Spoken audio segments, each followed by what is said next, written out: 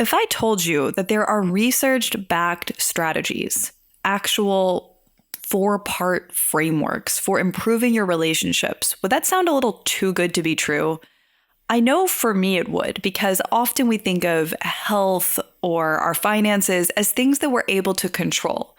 If we just follow steps 1 through 3, exercise, eat your vegetables, sort of like a checklist. But with relationships, they can feel sort of vague, like we just do the best we can. We try to be kind and honest.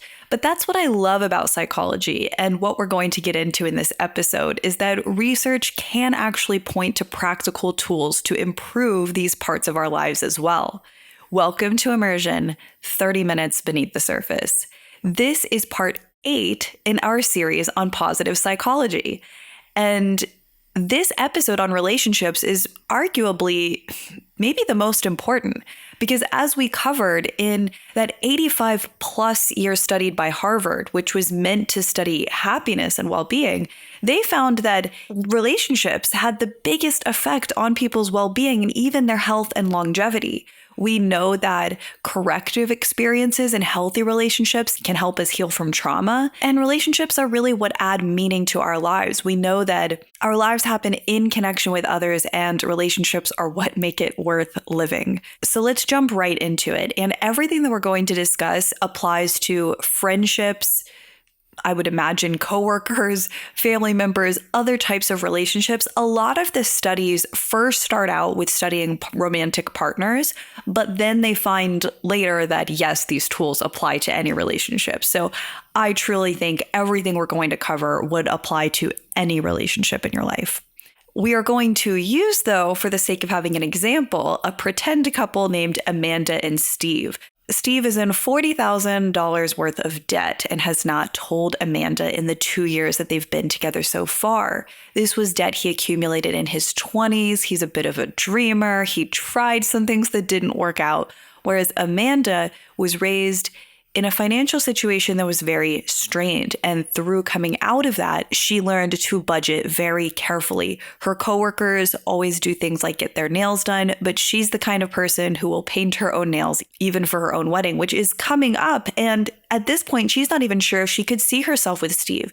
Even more than the debt, she's more concerned that she feels betrayed through him hiding this and wonders, well, what else is he capable of hiding?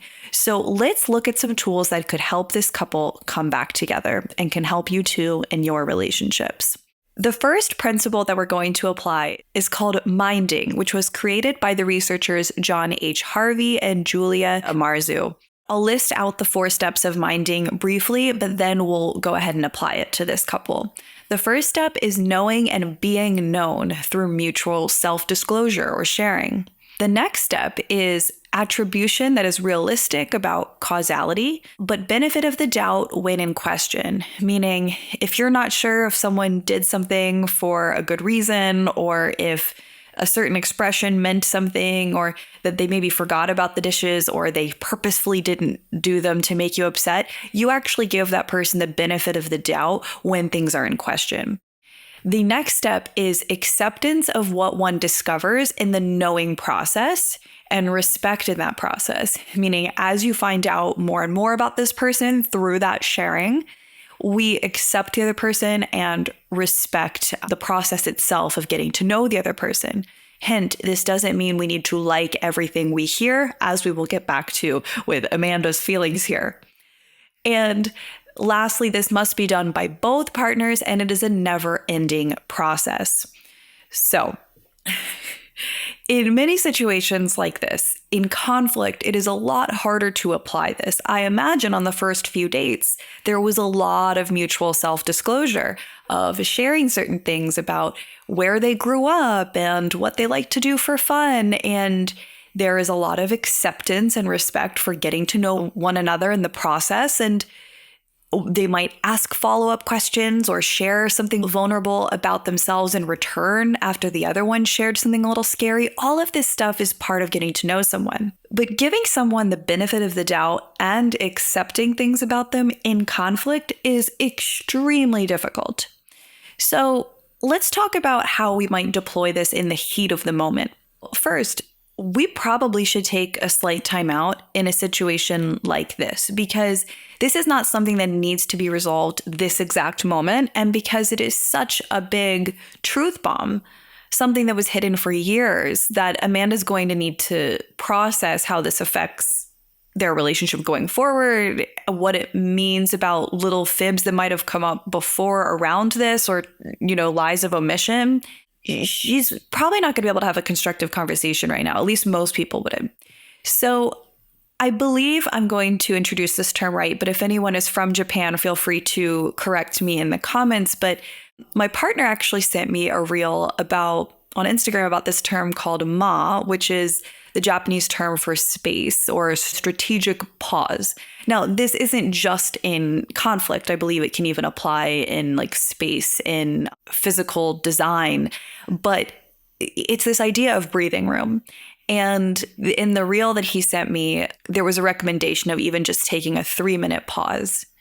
And I know that for my partner and I, who process things really differently, that would be extremely helpful.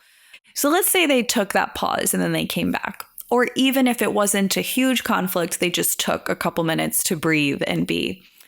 If Amanda was using minding in the true sense, she might ask some follow-up questions to allow there to be a positive attribution, to at least understand why it happened or to work towards acceptance. She might ask, what led to this? What's been making it difficult to pay off the debt now?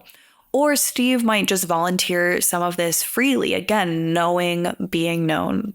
And often when we're in the heat of a conflict with our partner, it's really hard to even hear or listen or take in new things. Potentially, it was coming from a well-meaning place. Maybe Steve knew how Amanda grew up and he really wanted to give her parts of a life that she never had, such as trips or nice meals out and new furniture for their apartment that they just moved into together. And through talking about this, he could realize that Amanda values security and stability much more than having these things, but also carrying consumer debt, such as credit card debt.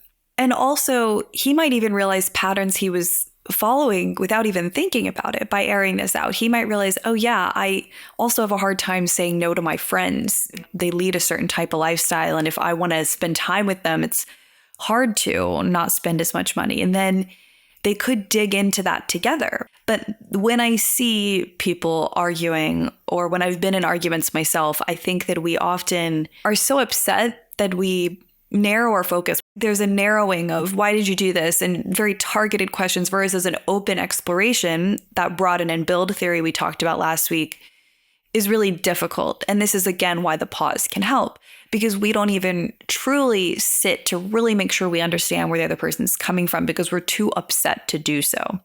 And this is where working with a therapist can be extremely helpful, who can ask questions that we wouldn't have thought to ask, or help us create the space that we're having a hard time creating, where the other person feels comfortable sharing. Because that's the other thing, is the other person has to feel comfortable and safe sharing. And some of that is on us to create the space as the partner that's listening. And sometimes that's on the other partner to realize, oh, this person hasn't done anything that's making me feel unsafe. It's actually from past relationships. There's so much that we could get into, but I want to stay mostly on the minding and then other specific strategies that I researched for this. But we could do a whole deep dive on relationship health and have experts on. But here I want to stay really focused on what positive psychology specifically has to say about this. So I'll keep moving. Yes, Amanda does not have to like what she hears. That's not part of acceptance per se, but she's accepting her partner as a flawed human being that she still cares about. She's appreciating that they are also open to this minding process and communication. She might appreciate the vulnerability. She might appreciate the path forward that they're going to create together. And it's also important to realize that minding is a choice. If something came up that made you not want to be with this person anymore, maybe he had been lying and hiding things about this very specifically for years, and it sort of made a lot of what she knew about him unravel, and honesty is extremely important to her and she just can't see them getting past this, Amanda has a choice to leave that relationship. So when we say that minding is a never-ending process, that means that if you choose to be with this person, it's a never-ending process as long as you're in that relationship. So we talked earlier about how minding can apply to other types of relationships too, and not just romantic relationships. So let's look at an example with that. Let's imagine that Amanda and Steve argued about this up until the wee hours of the morning, and he only gets a few hours of sleep. He meets a friend for coffee on a break from work around 11, and he could just talk to his best friend about how upset they are that the Knicks lost last night, or if he shared in a way that was respectful to Amanda, he could open up about the relationship and get thoughts from his friend, or at least just share. And I will add some research below on this, but women do this a bit more readily than men, but we all can probably improve with mutual self-disclosure of knowing and being known. Sometimes someone might lean on asking lots of questions because they're not really comfortable sharing about themselves, or someone else might talk a ton and not be the best about listening to the other person's self-disclosure. So again, a key step is knowing and being known. And we know this. I don't think it's revolutionary, but it's about applying it and realizing that there is a framework for closeness. Now, let's go a little bit deeper with this friendship chat. Let's say Steve does open up to his best friend over coffee about his struggles. And maybe his friend makes a strange face, kind of a judgmental expression, or it's pretty quick, but Steve's a good reader of people and he catches it. He could just assume, oh, this person doesn't care, or he's judging me, or wow, what is he thinking about? Or he could, like the second step of minding, give the friend the benefit of the doubt and realize maybe if he were to ask, oh, what just crossed your mind, that someone did something really strange behind him in the coffee shop. The problem is that when people have had quite a bit of traumatic experiences, often it's really hard to give the benefit of the doubt because we prioritize safety and this hypervigilance of trying to protect ourselves over connection. And this happens automatically. We're not trying to do it. So when I talked about corrective experiences earlier, this is usually done with a therapist first, but can be done outside of therapy as well. We realize, oh, relationships can be safe. And through that, we learn to trust others. And we also heal aspects of ourselves by realizing that not every relationship is going to be like the ones we've had before that may have hurt us. So let's go back to our friends, Steve and Amanda. They get home from work. Maybe they're both feeling a little bit bad about how things happened last night. And Amanda puts her hand on Steve's and just says, I'd like to take a break from that discussion and talk about our days and reconnect. This is what is referred to as a bid for affection or connection. She has reached out, she has extended herself, and this can happen in small ways as well. It could even just be putting her hand on his. Then Steve has a choice to do what is called turning towards or turning away from this bid for affection. If he quickly withdraws his hand, that is turning away. If he kind of strokes the top of her hand gently with his thumb or smiles at her, that is called turning towards. These things can be small, but we can think of them as if minding is a wall in what we're building, bids for affection and turning towards them are the bricks in that wall, the little daily steps that help us feel connected to our partner. Now, I just saw this when I was researching this. I only saw these in blog posts. I didn't actually see research that backed this up, although they were citing research. So I only say that I'm loosely standing by these statistics, that couples that stayed together long term were turning towards their partner's bids for affection at a much higher rate, in the 80% range, around 86%. And then couples that were headed towards divorce or were not doing as well only turned towards their partner's bids for affections maybe 30% of the time. But this definitely gave me something to chew on in my relationship, because I think we do a pretty good job of this, but bids for affection can come in a lot of different forms. And sometimes we don't even notice the other person's bids for affection. For instance, if my partner and I are walking through a museum or a garden, sometimes I'll make a certain comment and he won't always respond to it. And then I'll say it again. Because I assume he must not have heard it. Like, that's the only reason he wouldn't be responding to this. Usually then he'll respond to it. And I think it's because for him, he just thinks not everything merits a response. He's a person of far fewer words than I am. But I guess for me, an observation and connecting over that is a bid for affection. Now, it's not like we walk through museums and I'm commenting on 30 things and he's like responding to one of them. This doesn't happen that often. But I bet in many relationships in your life and in my life, there's ways that we can turn towards others' bids for affection even more. For instance, maybe a friend reaches out to do coffee, and instead of saying, "Oh, I can't, sorry about that," instead we say, "Oh, I can't this week, but how about next week?" And I think a lot of people do these things very naturally. And for some people, it takes a little bit more conscious effort. But for all of us, we can notice, oh, was that person extending themselves in some way? And how can I receive that the best I can so that they feel appreciated, understood, and cared about? Oh, and by the way, the people that are responsible for developing this idea of bids for affection are the team, Dr. John Gottman and Dr. Julie Gottman. They are a husband and wife team that work a lot in the area of relationship health, and you've probably seen some research by them as well. Which, going off of that, this is something Dr. John Gottman is very famous for having found in his work, and that is the magic ratios in relationships. Now, you might have heard the 5-to-1 ratio, but I don't know if you've heard the 20-to-1 ratio. The magic 5-to-1 ratio is that in times of conflict, there should be 5 positive interactions to 1 negative interaction. Meaning, you sigh, exasperated, and, make a face that shows you're really displeased with your partner. That would be 1 negative interaction.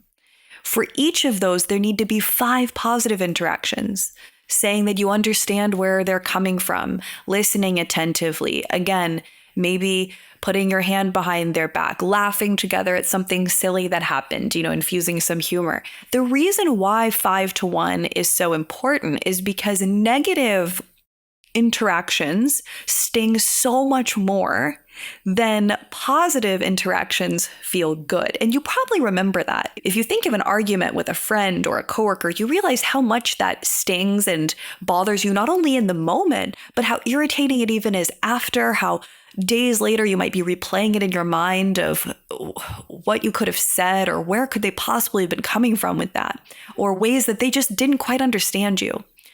But that is why the actual ratio for day-to-day life when things are good should actually be 20-to-1. And I think, unfortunately, in a lot of relationships, we're nowhere near this amount. Oh, it sounds like we should just get it together, just have more good exchanges with people. I think the reason why it's helpful is just knowing this can help us infuse these bids for affection and turning towards them in moments of conflict and not in conflict, and realizing that just because things are pretty good half the time or pretty good a quarter of the time, that's really not enough to be thriving in a relationship. And we can do a deeper dive in this another time, but the way you can conceptualize it now is that when things are good, you can think of it as like investing in a bank account. If Amanda and Steve were in a not good place coming into this interaction, it would be a lot harder to withstand this big blow to their relationship. But if they were in a really good place, they've invested in, no pun intended, since the issue is about finances, but their relationship bank account would be very full. And then if they start having more 3-to-1 days for a bit, they can withstand that a lot easier. Oh, and last couple things. Not all negative interactions are the same, which is where the whole 4 horsemen idea came up that you might have heard about. We can do a episode on that another time. The idea of stonewalling, contempt, all of that, how that is like a lot worse than other negative interactions.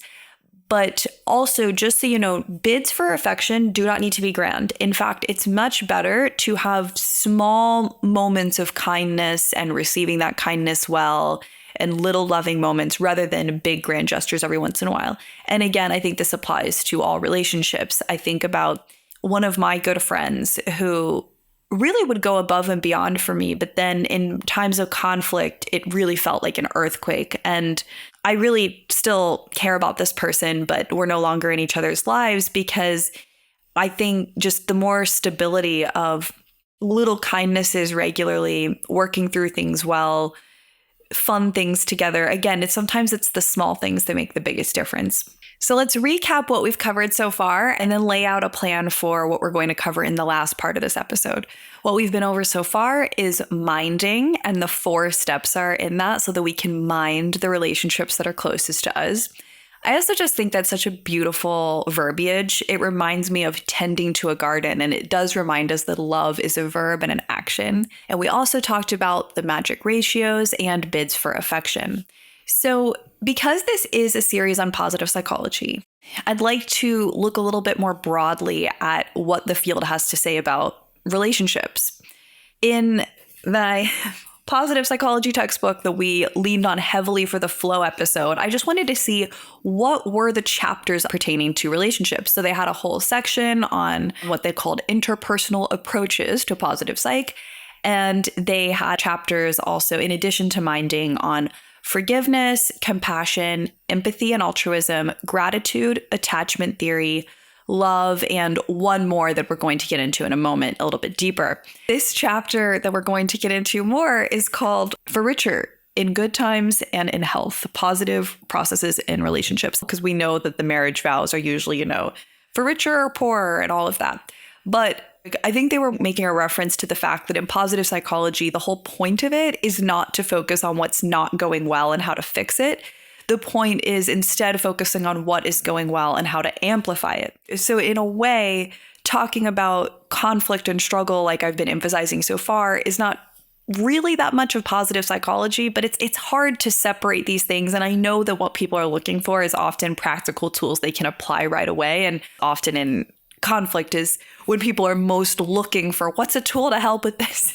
So that's why I wanted to do that. But let's now get more purely into positive psych. So a couple theories within this chapter.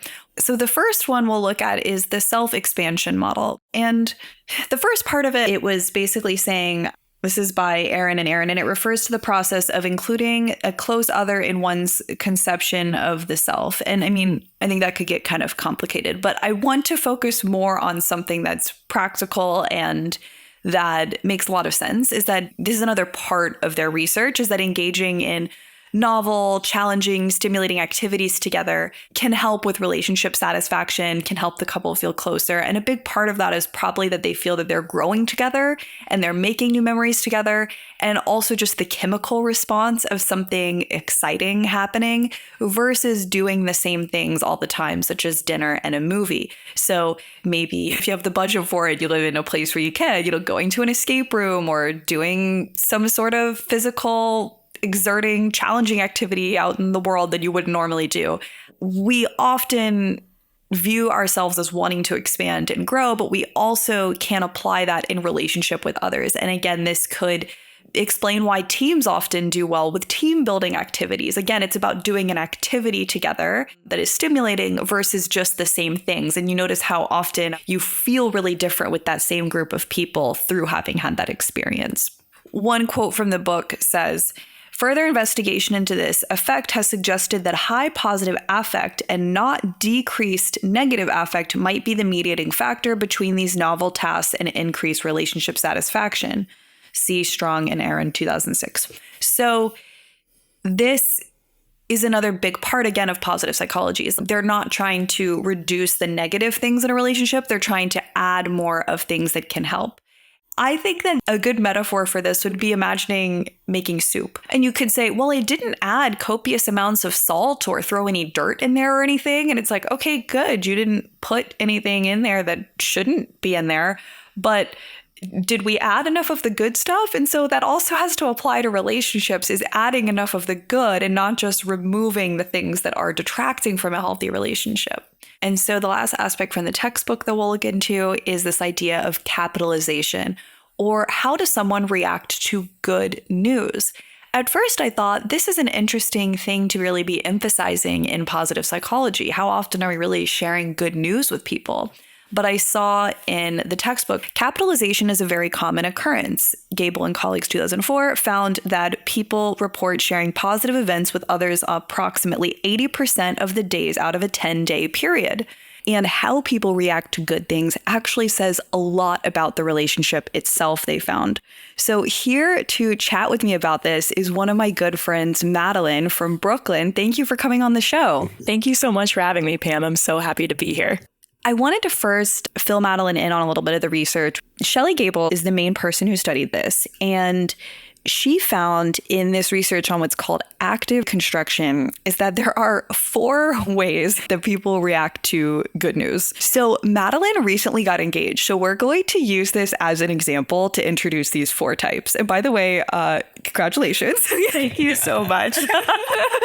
So let's imagine that Madeline shared this good news with her friend, imaginary friend Stacy. And passive destruction would be where Stacy just kind of changes the subject or doesn't really acknowledge it, maybe gets up to go to the bathroom. I know that sounds really weird, but it is a way people can react to good news. Another way is active destruction, which would be really terrible in this instance, but it would be saying something like, "Oh, are you sure about the institution of marriage?" That tears down the good news. And sometimes this does happen. Then passive construction sounds nice, but it's not being fully there with the person. It's just saying, "Oh, that's nice," like, "Oh, that's great." And then active construction is someone giving a full body affirmation to this, saying, "That is amazing. Tell me the story." And Madeline, I'm curious, I'm sure everyone was really supportive for this instance in your life, but have you noticed different ways people react to good news in general in interactions?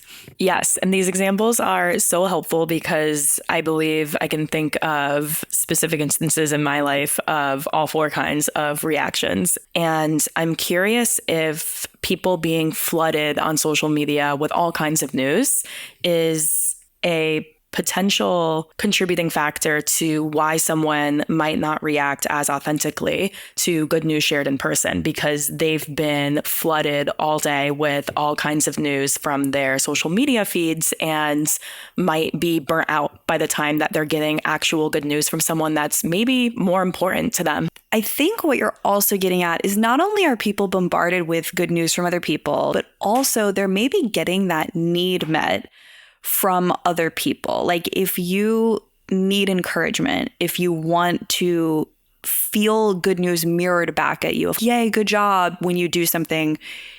If you share on social media, it's like that quota, that need's already met, but not in a full way that you would get from another human being. And so I wonder if, when we do post, if we're less likely to pick up the phone and call a friend. It's like, "Oh, I already posted about the new house or the engagement," and you're less likely to call a friend or sit down with them and share about that in person. I hadn't thought about that. Exactly. And I think about it that way. And then I also think about it in the way of, say, speaking to the Stacy example of maybe Stacy and I were friends and Stacy has been on Instagram prior to us seeing each other. And then we see each other at the end of the day. And by the time that Stacy and I have seen each other, she's already been exposed to so-and-so's buying a new house, so-and-so's engagement, or someone sharing a really, really Instagram perfect picture of themselves on a perfect vacation. And then on top of that, she's being exposed to maybe different kinds of news, like current events. And then by the time Stacy and I see each other, she's already been receiving news from the internet all day. And when I share my really good news that I'm engaged, she might not react the way that she would react if I had met with her before she was exposed to all of these different mediums of news on the internet, because at that point, maybe she's burnt out. Yeah. And something that you made me think of here applies, I think, a lot offline too, where maybe we're not having the best day in general. We're feeling a little bit insecure about our place in the world, maybe from a career standpoint, relationship, health. And I'm curious if you have any thoughts, because I have felt nothing but pure joy from you every time I've shared good news, or even when I overhear you in conversations with other people. You're so supportive. And I'm curious, like, what thoughts do you have for people when maybe even they're 90% happy for someone in their life, but 10% of them feels nervous about, will this person still have time for me, or has these other insecurities? I also have had moments where I don't react as authentically as I would like to, not because I'm not happy for that person, but because of how I've been feeling, what I've been going through. And these are just human moments. Like, human beings are messy. We're meant to be messy. And I think what matters more is how you react and talked about it afterward. I think what you're getting at is that we're not perfect, but it's what you do afterwards. And whether you apologize the next time and share your genuine excitement for them next time, or you send the follow-up message or give them a call, that it's how we show up for the people in our lives consistently, not in one isolated moment. So thank you for that. I'd love to hear about a time where you heard good news from someone else and how that felt on this subject. One that comes to mind is my fiance, Jack. He was working very hard to make a career change, and he worked in insurance for about 10 years and wanted to take a full 180 and jump into the world of personal training. He's a previous athlete, so he has a good skill set and foundation to do this kind of work. And it was a big leap of faith. He gave his resignation at his company that he had been with for a very long time. And we also made a big move from Maryland to Brooklyn. And as soon as we got there, he started his new job as a full-time personal trainer. And he worked very hard to build up his client base and to learn the industry and get used to working in a gym. And we both knew it would take some time for him to build and get to a point of full-time training. And it took about a year for him to get there. So he worked very diligently, and there were very difficult days, there were good days, but there was this one day I remember very vividly where he came home and he said to me that he finally had a full-time feeling of being in personal training. And I just remember seeing the light in his face and being so excited for him, because I know how hard he worked to get to this place. And I watched that effort for him to get there, putting in the effort every single day of showing up in the morning, working from 6 a.m. to 7 or 8 p.m. and just trying to stay committed and devoted. And I think about how that feeling feels in my own body when I've worked really, really hard to get to something and then finally achieving it. And that's something I saw mirrored in him. So I just remember feeling so excited about that. There's so many amazing things you just hit on there. One of them is that mirroring and that embodied experience. And the fact that you hit on his story so much and what he went through to be there, I think shows a lot of empathy, because when we hear good news, maybe from someone we haven't caught up with in a while, we sometimes just take it in as an isolated event and we don't think about what it took to get there. And I wonder if that's something maybe that you're doing naturally. When you react so enthusiastically to good news, you're thinking about the whole person and what it took for them to take this leap of faith or work really hard to achieve something. And that's something I think we all can apply a bit more. I really love that example. And Madeline and I continued to talk for a while here, but because we'll often sit on the couch talking for hours, I had to stop here for the sake of sticking to the program time. But thank you so much for coming on, Madeline. It was a joy to have you on. Oh, and before we get to systems theory to close out after this, I want to share something about friendship that I remember from when I took positive psychology at the University of Florida with Dr. Ryan Duffy. And he shared that friendship is built when there are several ingredients present. First of all, it is the need for friendship. I think we all know what it's like to be the new kid in town in one way or another, whether it's at the office or in a new neighborhood.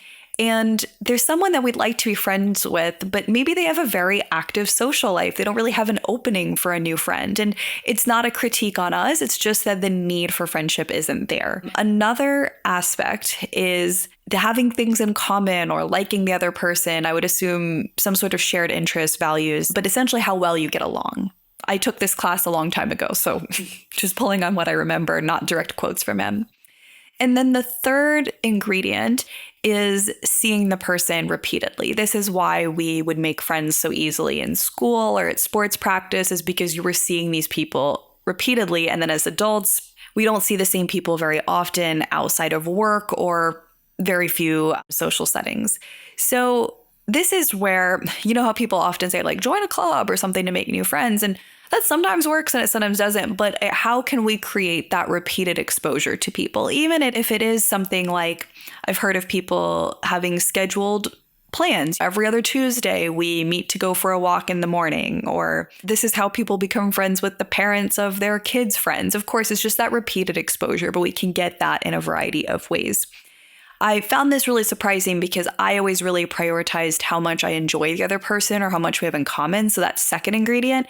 And I didn't really think about parts 1 and 3. I also think that someone might not have a need or availability for a new friend at one point in time, and then that can always change later. So the last thing we're going to discuss in this episode is the idea of systems theory. In the United States and probably some other places, systems theory very much has to do with family systems, where maybe within a unit, let's say brother, sister, mother, father, and there's some sort of dynamic that's repeatedly happening that's disrupting the ability for that family to thrive. And so they would see a couples and family therapist and be able to iron that out. So they're looking at the system, not only the individual. But in other cultures, they look at systems even more broadly. We're going to have a voicemail from someone that is a coach specifically who has studied and utilized this idea of systems theory in their work. So we'll listen to that now. Hi, I'm Leah Rizawa, and I'm calling from Europe. I'm a professional systemic coach at Accountability Coaching London. Systems psychology is so different from the individual-focused approaches we know, like parts work or even traditional therapy. But humans, we don't exist in isolation. Therefore, the human psychology must be seen in our natural habitat, the systems. We're always part of multiple systems at the same time. Our family, the company, our community, even the wider culture we live in. And on a country level, we're not only part of a nation and generation, we're also part of the healthcare system, educational system, our profession as a system, the economy. And these systems shape how we think, what roles we take, and even how we handle conflicts in relationships. For example, when two people argue, systemic thinking doesn't only ask what is happening inside each person, it asks, what is the role of this argument inside the system these people belong in? One of the most liberating ideas in systems theory is that many relationship problems are not personal failures. They're often signals that the system around us needs attention or rebalancing. So we can reduce blame. Thank you so much for sending that thoughtful and informative voicemail, Leah. What she was going to say before it cut off is that this will help us reduce blame and have more compassion for ourselves and others. For more on Leah's work, you can check the link below. And we will have more on systems theories in general in a couple episodes when we discuss cultural views on happiness. So let's close with what we're going to get into next episode. And as a reminder, for this episode and the one after this, we will be posting every other week while we aim to get ahead as a show so that we can pour even more research, get even more guests to come on and do the best work we can for you. So the next episode will come out 2 weeks from today. And that is going to be on meaning, the M in the PERMA Plus model. This, of course, was the R in the PERMA Plus model, which is an acronym for those tools in positive psychology that we're using. So that will be part 9 in our series on positive psychology. And then we'll have one more after that. And then we will go into other areas. I do have a content calendar with areas I would like to go into after this, but I do also take requests. Thank you so much for being here. I appreciate you taking the time out of your day to learn together, and I hope that this can help you continue flourishing in your relationships. Speak to you in a couple weeks.